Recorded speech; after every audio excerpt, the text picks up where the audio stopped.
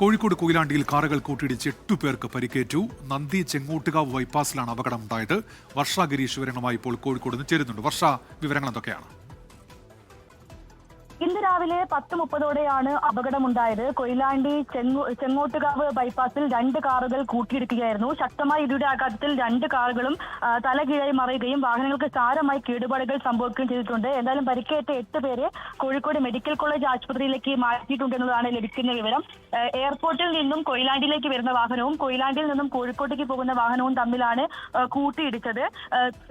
വിവരമറിച്ചതിനെ തുടർന്ന് പോലീസും ഫയർഫോഴ്സും നാട്ടുകാരും ചേർന്നാണ് രക്ഷാപ്രവർത്തനങ്ങൾ നടത്തിയത്. വാഹനങ്ങൾക്കുള്ളിൽ കുടുങ്ങിയവരെ ഉടൻ തന്നെ പുറത്തെടുത്ത് അതിവേഗം ആശുപത്രിയിൽ എത്തിക്കുകയായിരുന്നു. അതേസമയം അപകടത്തിന്റെ കാരണം സംബന്ധിച്ചുള്ള വ്യക്തത വന്നിട്ടില്ല. പോലീസ് അന്വേഷണം ആരംഭിച്ചിട്ടുണ്ട്. നിലവിലെ എല്ലാവരും കോഴിക്കോട് മെഡിക്കൽ കോളേജ് ആശുപത്രിയിലാണെന്നുള്ളതാണ് ലഭിക്കുന്ന വിവരം.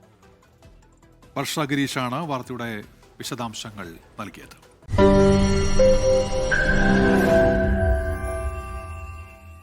ലോകത്തെവിടെയായാലും ഏത് സമയത്തും 24 വാർത്തകളും ഓഗ്മെന്റഡ് റിയാലിറ്റി പാക്കേജുകളും എക്സ്പ്ലെയിനറുകളും വിശദമായി കാണാൻ ഞങ്ങളുടെ യൂട്യൂബ് ചാനൽ നിങ്ങൾക്ക് സബ്സ്ക്രൈബ് ചെയ്യാം.